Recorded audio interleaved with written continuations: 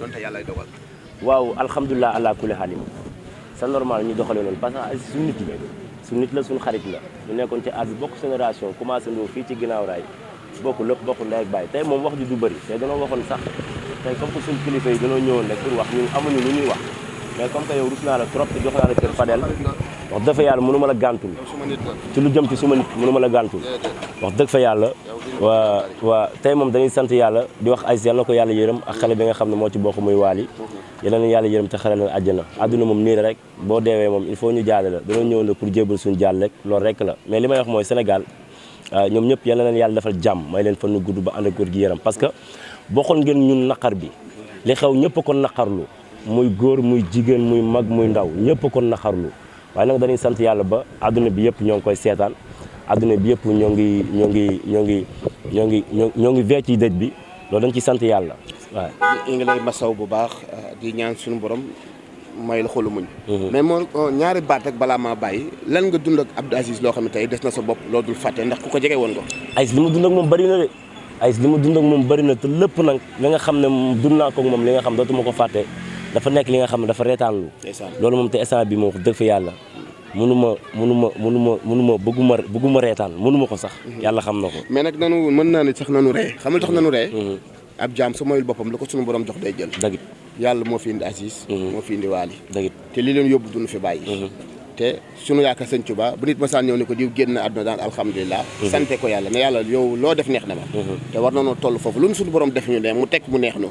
kon jullit wax war tam lu ko naqari war naa métti lu nag mais ba moom lu ko naqari ndax yàlla mooy bind te mooy tege nan ko ñaanal ndax Aziz ñaan la soxla ma Waly waaw loolu moom dëgg la yàlla suñu borom moom mooy dogal te kullu nafsin zaa'iqatul mawti te yàlla lu mu dogal rek daa gën lu mu namm rek loolu moo gën waa ba subur yàlla mais Fadel dimbali ma ngir yàlla rek loolu moom damay bàyyi ba après ñu toog man ak yow ñu jàkkaarloo ndaxte sama xol li ci nekk ñaari métit moo ci nekk muy bu Aziz ak bu Nabou Leye waaw bu Nabou Leye tamit dafa ma metti kaa boobu dafa ma traumatisé dafa ma jaxase wax dëgg fa yàlla moo tax su ma seen nag ñu bàyyi affaire li ma dund ak Aziz ci lu neex dund naa ak moom neex dund naa ak moom bànneex dund naa ak moom naqar dund naa ak moom lépp lu yàlla xam ne wàcc na ko ci kaw suuf wax dëgg fa yàlla damay sant yàlla rek di ko ñaanal yàlla may ko àjjana bu neex bu dàq fii. mais lan moo la métti ci Nabou Leye lan moo la si métti daf la bett wala da nga ko foogewul. waaw non du question rek ma bett parce que fii instant bi yàlla rek moo mën a juger fii ku juger keneen ku du yàlla rek xanaa ñi nga xam ñoom loolu seen métier muy siis yi ñoom moom mën nañoo juger mais yàlla suñu borom rek moo xam ni mu demee man mënu ma cee wax wow na mënu ma cee wax tooy na mais bu nekkee Nabou Leye moo def loolu dëgg fa yàlla bett na ma fa bett yem ba tey jii may waxee yow gëwuma Nabou moo ko def. kaddu yi sax la ma yaayu Aziz wax kaddu yi la ma sœur Aziz wax te moom lay continuer di ko waxaat mooy que ni sunu borom moo xam nanu bàyyi sunu borom mu leeral lépp di encore une fois di masawu yaayu Nabou Leye masawu ma ko parce que doomam dafa def dara dama koy masaw parce que tuuma dafa rëy maa ngi koy masaw parce que gor la ku sañoon boo juree doom doo koy dégg da nga koy dégg ci beneen facette bu dul bii maa ngi lay masaw bu baax yaay booy donte miinu ma la xaw ma la mais maa ngi lay masaw di ñaan yàlla dëgëral la may lu xolu muñ ndax ku jur doom ma soñoon tey doo ko dégg ci leneen lu dul lii te nit kese la te Nabou Leye ak Aziz ñoo bokk ndey ak baay ma ci lancé benn message ci képp kuy taskatu xibaar kuy téye micro boo ci mënta wax lu rafet na nga noppi nañuy rafetal ndax yaayu Aziz mi jur Aziz bi nga ko seetee démb daa rafetal sœuru Aziz bi boo ko Aziz moo ko seetee démb Aïda daa rafetal ndeem ñoom ñoo mën a rafetal waxuma ak ñun ku ci wax lu ñaaw yow la engagé waaye ñi nga xam ne ñooy partie l'essentiel yi muy bokk Aziz te kuy am naqar nag yaay Aziz la gën a am kuy am naqar ay daal gën a am ndegam moom moo mën a canaliser boppam nag ba apaiser wax ji wax ju dal kon ñun nañ ci dem ak xel te xam ne yàlla rek moo mën a leeral di masaw encore fois képp koo xam ne rek laale nga ci muy góor muy jigéen rek suñu borom may la xolu muñ daal te xam ne daal yàlla rek moo yow jéggal bilaay yàlla rek moo yorum jéggal loolu dafa doy waar xam nga nit ki ngeen di ànd